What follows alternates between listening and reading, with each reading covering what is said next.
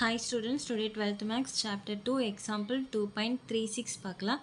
Suppose Z1, Z2 and Z3 are the vertices of an equilateral triangle inscribed in the circle modulus of Z equal to if Z1 equal 1 plus I root 3 then find Z2 and Z3.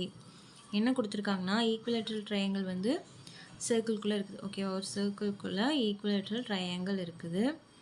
அதில் வந்து Marles of jet வந்து 2ன்னு கொடுத்துருக்காங்க. இது வந்து R. ஓகேவா, so modulus of zed equal 2 இது வந்து ஆர்னு போட்டுக்கலாம். இஃப் Z1 வந்து 1 + I root 3. ஸோ Z1 வந்து இதுன்னு வச்சு 1, நம்ம எழுதிக்கலாம். தென் ஃபைண்ட் Z2 Z3 கண்டுபிடிக்கணும். ஓகேவா, இப்போ நமக்கு ஒரு ஃபார்ம் தெரியும். சர்க்கிள்னாலே என்னது, Z - Z0 = ஆர்ன்னு வருமா. இதில் ஆர் வந்து ரேடியஸ், Z0 வந்து சென்டர்னு வருமா. ஸோ ஆர் ரேடியஸ் வந்து 2ன்னு கொடுத்துட்டாங்க. சென்டர் வந்து என்னென்னா இதான சென்டர் இப்போ சர்க்கிளில். ஸோ இது வந்து 0,0 தான் வரும். ஸோ அதனால் இது Z0 பதிலாக 0 + 0i போட்டுக்கலாம். அப்புறம் இந்த ஆருக்கு பதிலாக 2ன்னு போட்டுக்கலாம். ஓகேவா, இப்போ இந்த ஈக்குவலேட்டர் ட்ரையாங்கிள் நம்ம என்ன கண்டுபிடிக்கணும்னா Z2 Z3 கண்டுபிடிக்கணும். இப்போது இது Z2ன்னு வச்சுக்கலாம், இது Z3ன்னு வச்சுக்கலாம். இந்த ரெண்டு தான் கண்டுபிடிக்கணும். இப்போ ஒரு ஈக்குவலேட்டர் ட்ரையாங்கிள் இருக்குது அப்படின்னா அதில் சென்டர் இப்படி வச்சோன்னா 3 இப்படி பிரித்தோம் அப்படின்னா இதில் ஒவ்வொன்றும் வந்து 120 டிகிரி வரும். ஓகேவா, இது ஒரு 120, இது ஒரு 120 டிகிரி, இது ஒரு 120 டிகிரி, இப்படி 120 டிகிரின்னு வரும். அதே மாதிரி தான் இது இங்கே இப்போ காம்ப்ளெக்ஸ் நம்பருங்கனால இதுலேருந்து இது வரைக்கும் இதான் வந்து Z1. இது வந்து இதுலேருந்து 120 டிகிரி தள்ளி இது Z2. இதுலேருந்து ஒரு 120 டிகிரி தள்ளி இதான் வந்து Z3. ஓகேவா, இதில் இருக்கும் 120 டிகிரி இருக்கும்.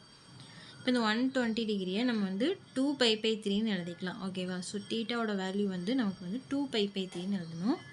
ஸோ Z2 கண்டுபிடிக்கிறதுக்கு என்ன பண்ணணும்னா Z1 × e⁻i⁻θ இதை கண்டுபிடிச்சாலே நம்ம வந்து Z2 கண்டுபிடிச்சிடலாம். ஸோ Z1 e⁻i தீட்டாவோட வேல்யூ என்ன, 2π/3. ஸோ 2π/3. அடுத்தது Z1 வந்து கொஸ்டின்லேயே கொடுத்துருந்தாங்க 1 + I root 3. ஸோ அதை வந்து நம்ம எழுதிக்கலாம். Z1க்கு பதிலாக e⁻i2π/3 எப்படி விரித்து எழுதுவோம், cos 2π/3 + I sin 2π/3. ஓகேவா, இதோட சிம்பிள் ஃபார்ம் தான் வந்து இது. ஓகேவா, இதை வந்து நம்ம இப்படி விரித்து எழுதிக்கலாம். அடுத்தது இது அப்படி எழுதிட்டு cos 2π/3 π - π/3ன்னு பிரிச்சுக்கலாம். இப்போ இதை வந்து இது சால்வ் பண்ணி பார்த்தாலும் இந்த 2π/3ன்னு வந்துடும். ஸோ இதை π - π/3ன்னு பிரிச்சுட்டு ப்ளஸ் I sin அதே மாதிரி தான் இங்கேயும் 2π/3 π - π/3ன்னு பிரிச்சுக்கலாம். அடுத்தது இது அப்படியே எழுதிட்டு 1 + I root 3 அப்படி எழுதிட்டு cos π - θவோட வேல்யூ என்ன, -cos θ. பாருங்கள், cos π - θவோட வேல்யூ -cos θ, sin π - θவோட வேல்யூ -sin θ. ஸோ இதில் வந்து cos π - θன்னு இருக்குது. ஸோ அதில் வந்து -cos θவோட வேல்யூ மட்டும் எழுதினா போதும். ப்ளஸ் I sin π - θக்கு வந்து ப்ளஸ் sin θ தான். ஸோ அதனால் ப்ளஸ் sin θவோட வேல்யூ மட்டும் எழுதினா போதும்.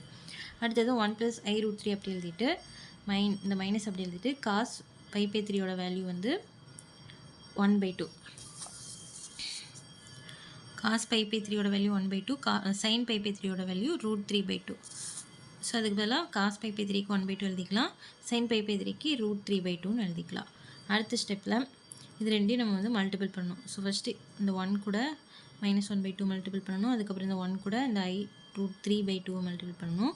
அதுக்கப்புறம் இந்த I √3 கூட இந்த -1/2 மல்டிபிள் பண்ணணும். அதுக்கப்புறம் இந்த I √3 கூட I √3/2 மல்டிபிள் பண்ணணும். ஸோ ஃபஸ்ட்டு 1 × -1/2 -1/2 தான் வரும், அதை எழுதிக்கலாம். அதுக்கப்புறம் இந்த 1ம் இந்த I √3/2 மல்டிபிள் பண்ணால் இந்த I √3/2 தான் வரும். ஸோ அதை எழுதிக்கலாம். அடுத்தது இந்த I √3யும் -1/2 மல்டிபிள் பண்ணணும். ஸோ இங்கே மைனஸ் இருக்கனால மைனஸ் போட்டு I √3/2ன்னு வந்துடும். ஓகேவா, இது ரெண்டையும் மல்டிபிள் பண்ணால் I √3/2. அதுக்கப்புறம் இதுவும் ப்ளஸ் இதுவும் ப்ளஸ் தான். ஸோ இங்கே ப்ளஸ் போட்டு I √3 இங்கேயும் ஒரு I √3 இருக்குது. So I² √3 × √3. √3 ஸ்கொயரை நம்ம எப்படி எழுதுவோம், √3 ஸ்கொயரை √3 × √3 எழுதுவோம். 3 மட்டும் வெளியே வந்துடுமா. ஸோ இந்த √3யும் இந்த √3 மல்டிபிள் பண்ணி 3 மட்டும் வருது. ஓகேவா, பை கீழே இருக்கிற அந்த 2. புரியுதா. அடுத்த ஸ்டெப்பில் -1/2 அப்படி எழுதிட்டு இது வந்து ப்ளஸ் i√3/2, இது மைனஸ் i√3/2. ஸோ இந்த ரெண்டும் கேன்சல் ஆயிடுது. மீதி என்ன இருக்குது? ப்ளஸ் i² 3/2 இருக்கா? i² வேல்யூ என்ன? -1. ஸோ -1 போட்டு இந்த 3/2 அப்படி எழுதிக்கலாம்.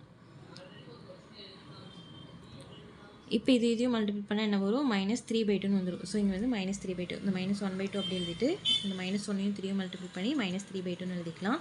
இப்போ இது கீழே வந்து ரெண்டுமே சேமாக இருக்கனால 2 காமனாக எடுத்துகிட்டு -1 -3 எழுதிக்கலாம். இது ரெண்டையும் ப்ளஸ் பண்ணும்போது -4 வரும். ஸோ -4/2 கிடைக்குது.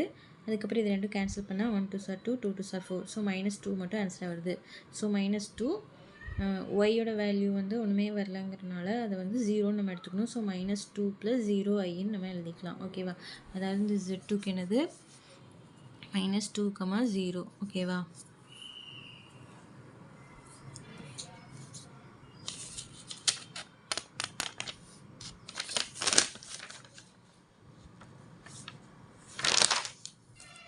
அடுத்தது Z3 கண்டுபிடிக்கணும். Z3 கண்டுபிடிக்கிறதுக்கு Z2 × e⁻i2π/3. ஓகேவா? ஸோ Z2ஓட வேல்யூ இப்போ நமக்கு என்ன கிடச்சது? -2ன்னு கிடச்சதா? ஸோ -2 cos θோட வேல்யூ 2π/3 + i sin 2π/3. அதுக்கப்புறம் இந்த -2 அப்படி எழுதிட்டு cos 2π/3 + i sin 2π/3க்கு நம்ம ஏற்கனவே முன்னாடியே வேல்யூ கண்டுபிடிச்சிட்டோம். அதே தானே இந்த cos 2π/3 + i sin 2π/3க்கு தான் வந்து இது கிடச்சிது. ஓகேவா? -1/2 + i√3/2ன்னு கிடச்சிதா? ஸோ நம்ம அதை வந்து அப்படியே வந்து எழுதிக்கலாம். மறுபடியும் ஒருக்கா கண்டுபிடிக்க தேவையில்லை. இந்த -2வை இது கூட தனியாக மல்டிபிள் பண்ணிக்கலாம். ஸோ இந்த -2வை இது கூட மல்டிபிள் பண்ணும்போது இந்த -2வும் கேன்சல் ஆகிட்டு வெறும் 1 மட்டும் இருக்கும். ஸோ 1.